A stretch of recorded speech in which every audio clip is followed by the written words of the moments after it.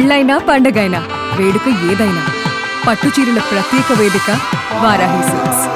ప్రధాని మోదీ హైదరాబాద్ పర్యటన బిజీగా గడిచింది. AP CM Chandrababu, deputy CM Pawan Kalyan ఇంటికి మోదీ వెళ్లారు. శస్త్రచికిత్సతో ఇంటికే పరిమితమైనటువంటి పవన్ ను పరామర్శించారు మోదీ. పవన్ ఆరోగ్య వివరాలను అడిగి తెలుసుకున్నారు ప్రధాని. అనంతరం ముఖ్యమంత్రి చంద్రబాబు ఇంటికి వెళ్లారు నరేంద్ర మోదీ.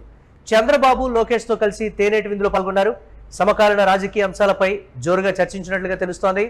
దీనికి సంబంధించి మరిన్ని అప్డేట్స్ మా కరెస్పాండెంట్ సత్య అందిస్తారు. సత్య, ఓ పక్క ప్రభుత్వ కార్యక్రమాలు, మరో పక్క పరామర్శలతో ప్రధాని మోదీ హైదరాబాద్లో రీసెంట్ టైమ్స్లో ఏ స్టేట్లో కూడా ఇంత బిజీగా లేరు అని కూడా భారతీయ జనతా పార్టీ వర్గాలు చెప్తున్నటువంటి పరిస్థితి ఉంది. అటు పార్టీకి సంబంధించినటువంటి సభలో పాల్గొన్నారు, అలాగే ప్రభుత్వ కార్యక్రమంలో పాల్గొన్నారు, అలాగే ఏదైతే పొత్తు ధర్మంలో ఉన్నటువంటి దానిలో భాగంగా పార్టీపరమైనటువంటి అంశాల్లో కూడా మోదీ పాల్గొన్నటువంటి పరిస్థితి. సత్య, ఏ విధంగా చూడాలంటారు ఈ మొత్తం పర్యటన? ప్రధానంగా ప్రస్తుతం మోడీ పర్యటన తెలంగాణలో బిజీ షెడ్యూల్లో నడుస్తుంది. సో ఇప్పటికే ఆయన ఏదైతే నేరుగా పవన్ కళ్యాణ్ ఇంటికి వెళ్ళిన పరిస్థితి ఉంది. AP deputy CM Pawan Kalyan ఇంటికి వెళ్ళి పరామర్శించారు. ఇప్పటికే ఆయన ఎక్స్లో కూడా మొన్ననే స్పందించిన పరిస్థితి ఉంది. అయితే పవన్ కళ్యాణ్ ఈ మధ్యకాలంలో సైనస్కి సంబంధించినటువంటి దాంతో కూడా బాధపడుతున్నారు, చికిత్స పొందినారు. దాని తర్వాత ఇంట్లోనే విశ్రాంతి తీసుకుంటున్నారు. సో ఈ వారం, ఇంకొక వారం రోజుల పాటు కూడా విశ్రాంతి అవసరం అని డాక్టర్లు చెప్పారు.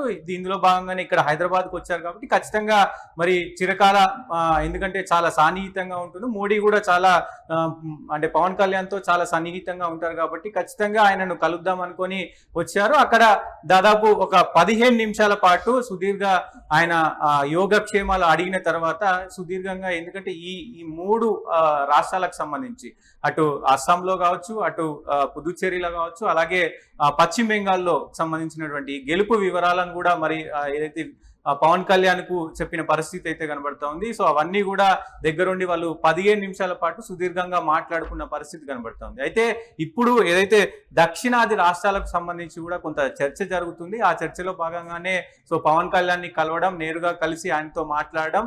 అయితే దక్షిణాది రాష్ట్రాల్లో ఫస్ట్ అటు ఇప్పటికే ఎన్డీఏ కూటమిలో మరి ఏపీ ఉంది కాబట్టి తెలంగాణలో కూడా ఖచ్చితంగా బీజేపీ పాగా వేయాలి. ఖచ్చితంగా బీజేపీ అలాగే కూటమి, ఎన్డీఏ కూటమి కూడా పాగా వేయడానికి చాలా వ్యూహాలు రచిస్తుంది అనేది తెలుస్తా ఉంది. దాంట్లో భాగంగానే పవన్ కళ్యాణ్ ని కలవడం, పవన్ కళ్యాణ్ కలిసి మరి ఎలాంటి నిర్ణయాలు తీసుకున్నారు అంటే వచ్చే జిహెచ్ఎంసీ ఎన్నికల్లో ఎలా వెళ్ళనున్నారు, ఎందుకంటే మరి బీజేపీ పవన్ కళ్యాణ్ తో కలిసి వెళ్తుందా, లేదు అంటే ఎన్డీఏ కూటమి అక్కడ ఏపీలో ఉంది కాబట్టి ఏపీలో మరి ఉన్నట్టే ఇక్కడ కూడా తెలంగాణలో కలిసి వెళ్ళనున్నారా అనేది కూడా చర్చ జరిగింది. దాంతో పాటు ఇప్పటికే అటు విజయ్ గెలిచాడు కాబట్టి మరి విజయ్ కొంత పరంపర ఇక్కడ తెలంగాణలో కూడా ఎఫెక్ట్ చూపే అవకాశం ఉంది, ఏపీలో కూడా ఎఫెక్ట్ చూపే అవకాశం ఉంది కాబట్టి దానిపైన కూడా కొంత చర్చ జరిగినట్టు తెలుస్తా ఉంది. సో ఇవన్నీ పవన్ కళ్యాణ్ తో మాట్లాడిన తర్వాత ఇక్కడ ఆయనకు సంబంధించినటువంటి రాజకీయ వ్యూహాలు, రాజకీయ ఎత్తుగడలు అన్ని కూడా చర్చించిన తర్వాత నేరుగా అటు ఏదైతే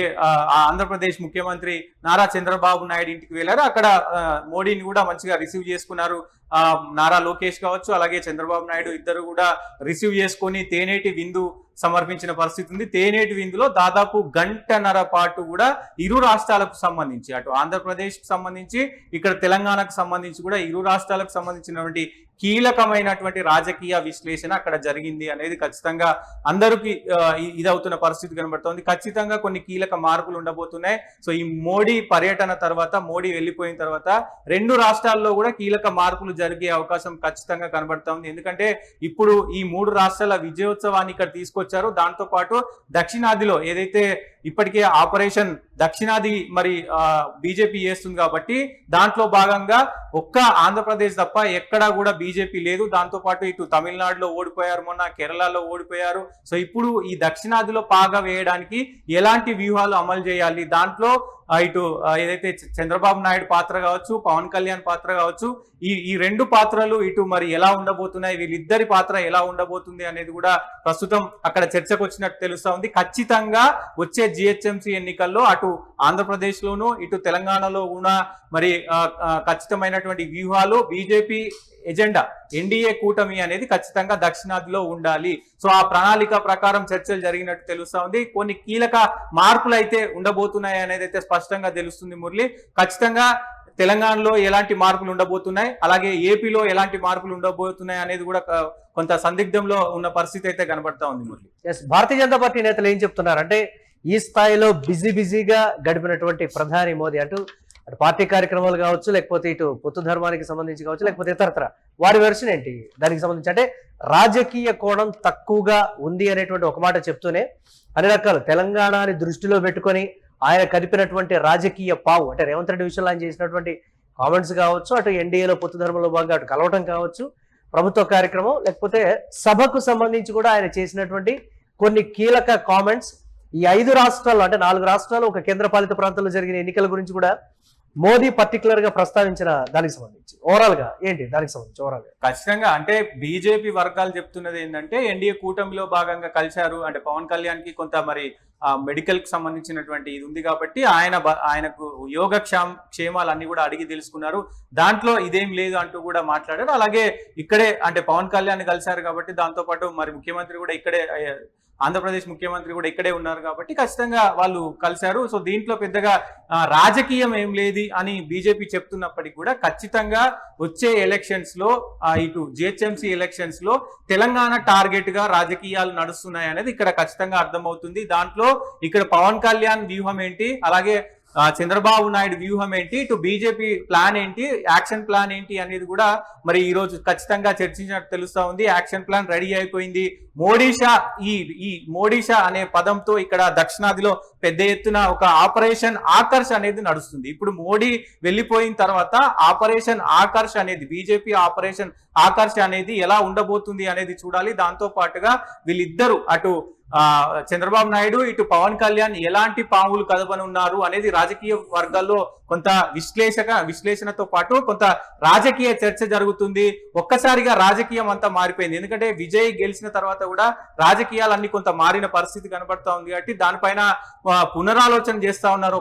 ఒక సైడు జనసేన నాయకులు, జనసేనకు సంబంధించిన కార్యకర్తలు పునరాలోచన చేస్తా ఉన్నారు. సో ఇవన్నీ కూడా మార్పులు ఉండబోతున్నాయి. ఖచ్చితంగా ఏదో ఒక మార్పు అయితే ఉండబోతుంది. అటు ఏపీలోను ఇటు తెలంగాణలోను ఖచ్చితంగా బీజేపీ గెలవాలన్నది ప్రధాన అంశం, కానీ మార్పులు అయితే ఖచ్చితంగా ఉండబోతున్నాయి అనేది స్పష్టంగా అర్థమవుతుంది. Murali right, thanks for update Satya. ఇక ప్రధాని మోదీ హైదరాబాద్ పర్యటన బిజీగా గడిచిందనే చెప్పాలి. AP CM Chandrababu, deputy CM Pavan ఇంటికి మోదీ వెళ్లారు. శస్త్రచికిత్సతో ఇంటికే పరిమితమైనటువంటి పవన్ ను మోదీ పరామర్శించారు. పవన్ ఆరోగ్య వివరాలను కూడా ప్రధాని అడిగి తెలుసుకున్నారు. అనంతరం సీఎం చంద్రబాబు ఇంటికి వెళ్లారు నరేంద్ర మోదీ. ఇక చంద్రబాబు, లోకేష్ తో కలిసి తేనెటి విందులో పాల్గొన్నారు. సమకాలీన రాజకీయ అంశాలపై కీలకంగా చర్చ జరిగినట్లుగా కూడా తెలుస్తోంది.